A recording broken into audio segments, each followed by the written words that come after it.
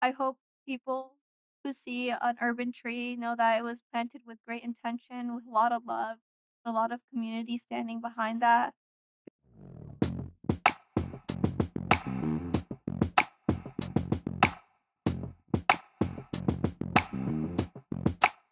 Okay, I think I have the opening line to this episode.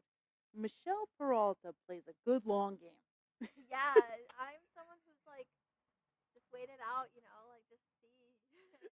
Welcome to People and Trees, an exploration of the social, technical, and environmental impact of urban forestry. We're the New Jersey Tree Foundation, and we plant trees in the neighborhoods that need them most at the request of the people who live there. The goal of this series is to recognize and share the collective wisdom of our volunteers and partners.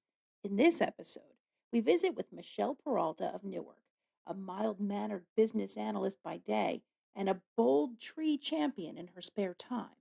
She may be soft spoken, but she's a mighty force for good in her neighborhood. The tree Michelle is standing in front of is the result of 4 years of perseverance. It all started when the trees on her block were taken down, a common consequence of harsh growing environments and widespread tree diseases and pests like Dutch elm and the emerald ash borer. They removed it and they left the stump, which thankfully the New Jersey Tree Foundation was able to take it out. But they just left it there and they never gave us like, oh, we're gonna come back maybe in a year or two just to plant something. So for like 4 years, it was just like completely like empty. And we bought the house and we remember having a tree and the squirrels coming up the tree, the birds like eat like just being on top of it, and we missed that. So my parents were like, Michelle, like you know a lot of stuff. Can you please help us get a tree? If not, we're gonna plant our own tree. But planting our own tree, like, we cannot afford like a tree like this. We would have to get something small and wait for it to grow, and that would take a while. At first, her intention was to honor her parents' request to replace the tree in front of their house, but she looked beyond her own yard to consider the needs of her neighborhood. Yeah, I remember there was like multiple trees, like this.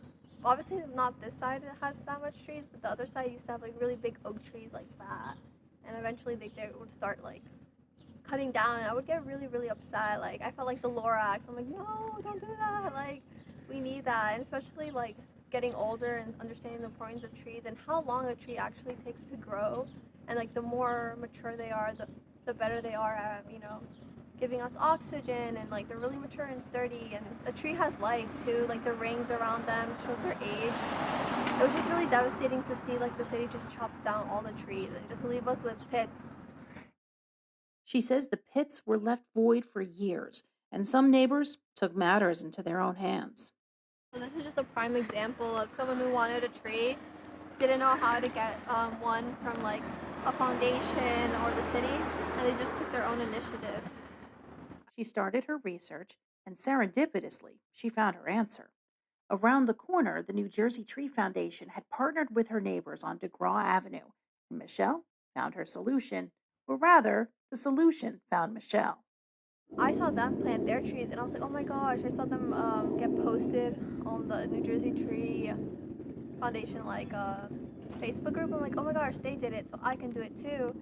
So, and I just saw them all just have now like in the spring lined up with like cherry blossoms, and I'm like, I want that for my neighborhood. She decided to check it out, and soon she began as a volunteer, planting trees for others before asking for help for her own block. She used her kindness to connect and learn. But somehow I got like a Facebook ad or like something on Facebook about like, oh, we're doing this volunteer event. And I'm like, okay, this is my chance to like network. Like, I know a little bit about the New Jersey Tree Foundation. Now I need to like meet them in person. And this was like, I don't know, like 2022 or 2023 that I did that. So like, I was still a little scared to reach out to people. So wait a Yeah. second. You went in as a did you go in as a volunteer knowing that you were going to want to do the tree Yeah, project? yeah, that was my intention. Yeah, like it's called networking with intention. Like I'm like, okay, like let me know what they do. Let me learn a little bit about them. And I remember that day was pouring rain. Like it was a really like I'm like, oh my, like mind you, I've never planted trees. I'm not a gardener. Like I leave it to my parents. And I was like, hey mom and dad, like I'm gonna go plant a tree. They're like, how can you help? Like you're scrawny, like you don't know how to do much. You don't even want to help garden. the house, like the landscaping in the house. Why are you gonna do it for free on a Saturday, like at 10 or 8 a.m.? And I'm like, I'm gonna do it. Like, it was raining. I was like, oh, I remember I got there. It was just pouring. I'm like, "Ah, I guess I gotta do this." And it was really cold too. It was like around this time. And I was like, I have to do this. But when I got there, the sense of community I got from that, from the other volunteers, people gave us food and stuff. I'm like, oh my gosh, this is so beautiful. I've been longing for community in my city, and just seeing that made me like really, really happy. She began working with the New Jersey Tree Foundation's Renaissance Trees program, which leads community based tree plantings in the greater Newark area. In order to coordinate a tree planting for her street, Michelle had to agree to collect signatures and recruit her neighbors for at least 10 trees. Along with program director Elena Messina, Michelle took her mom and went door to door with a little convincing. First, my parents like, oh, you don't want to bother people and stuff like that. But I was like, but my parents were really encouraging to be like, okay, if you have something in your mind, go for it. And even if someone says no, try again. But at first they're like, "Oh, you're gonna bother people, like, not a little bit embarrassed?" I was like, "No, Dad and Mom, like, I we should get trees in our neighborhood. Why should we not get them?" Michelle didn't forget these are the same parents who asked her to get a tree in the first place. They came around, and so did she. She admits it took some courage. It's kind of crazy, like, between these four houses, I don't know anyone else, and not even my parents. So we were like, "Huh, we don't know them," and it was very scary to be like, "Hi, I'm your neighbor." They're like, "We don't know you." Um, but it was great. Like I met some neighbors who are really nice and like a little bit chit chat like of their background. They were like, "Oh, that's so cool. We have some commonalities. Like they're the same place as my where my parents are originally from." Or like, "Yeah, we really wanted trees, but we didn't know how to get in contact with like the city. Like the city would just not do anything." Or, "Yeah, I just haven't looked further into it." And I was like that bridge, and like they were really like happy. While she laughs about it now, Michelle was taken aback when told she would need to lead the tree recruitment neighbor to neighbor. Now she understands the value of grassroots movement building. Like when they told me like, "Oh, you have to do it, like go door to door," I'm like, oh, I thought you were gonna do it. But I understand the importance of someone from the community advocating for this, because I would say like a lot of people are standoffish when someone a stranger comes, or someone that doesn't represent them come in and be like, "Hey, we're gonna do this." People can be very standoffish and be like, "No, I'm gonna fight for what's mine.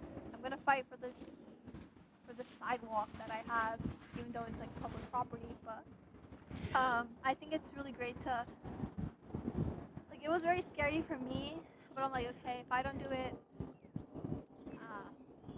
it's gonna be very hard for someone else to do it. Soon she found her voice and a shared vision for her neighborhood. Have more trees and be more environmentally conscious here in my neighborhood, and you know, make it more beautiful, because we live such in a beautiful, diverse community, even country, even, and the trees represent that. There's so many different types of trees. They have different purposes, and they give us clean air. They feed the birds. They provide like like nature and habitat, and that's what the world gives us. It gives us so much stuff, and we just need to really leverage that, and not harm it.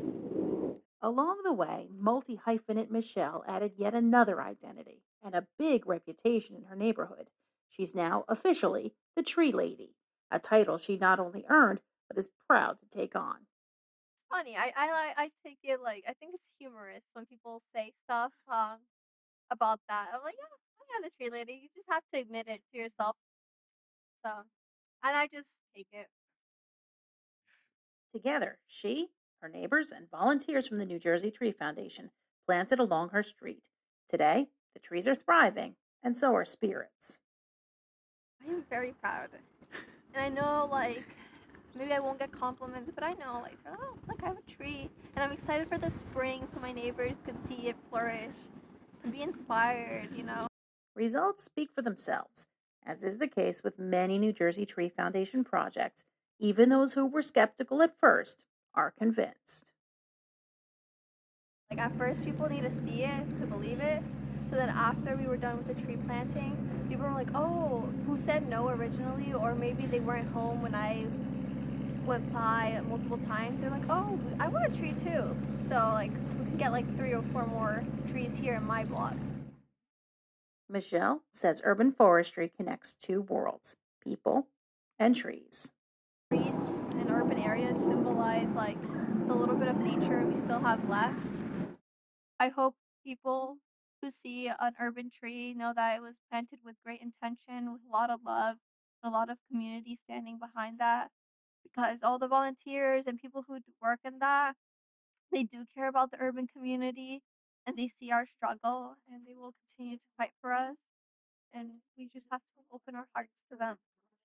She encourages anyone interested in planting trees to make the first step and find a local organization dedicated to urban forestry. I would say like you're not always the first, and that's okay. Um, Maybe you're being the first in your neighborhood or first in this. But there's some people who probably have done that previously and have thought of that, but now are willing to help out. I would say like even if it's not in your neighborhood or city or country even, there's probably someone who already done that and just really reach out and be like, "Hey, like this is what I want. How should I approach this?" And they'll give you like tips or feedback on how to start your own organization or how to start like your own how to reach out, like how to reach out to your city, what can they do, who they can refer you to, and then just like branch off of that. Like, even if you're like one person, there's still like a million other people who want to help who probably aren't shouting, but if you approach them nicely and kind of like tell them like why you're really interested in this and how it can help them and how it can help people in general.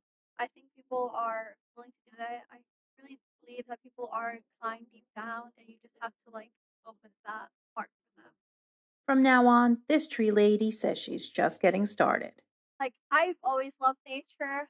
Even though I grew up in an urban city, I still love seeing the trees and stuff and I hate when people litter. I hate when people cut down trees. It makes my heart ache.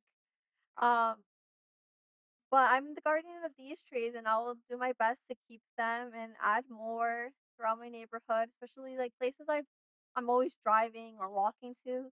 I would like to see more trees, and I will like do more of this. Michelle's work is part of a growing movement in Newark's Forest Hill section, and neighbors are taking notice. Barbara Morgan's family has lived in Forest Hill for 75 years. I feel like the future actually looks pretty good right now. I feel like we've had a lot, there's been a lot of change over the years, obviously, good and bad. But now I feel like we have a really good group of people who live here, people who care about their neighborhood. We have young people like Michelle, for goodness sakes. I mean, that is phenomenal. And I hope her enthusiasm can like spread to other young people in the neighborhood. We'll visit with Barbara and her husband Jeff to discuss efforts to accentuate the forest in Forest Hill on our next episode. People and Trees is a production of the New Jersey Tree Foundation, an equal opportunity provider. This program is funded by the Inflation Reduction Act and U.S. Department of Agriculture Forest Service Urban and Community Forestry Program. To learn more about urban forestry and the work of the New Jersey Tree Foundation, visit us at njtrees.org.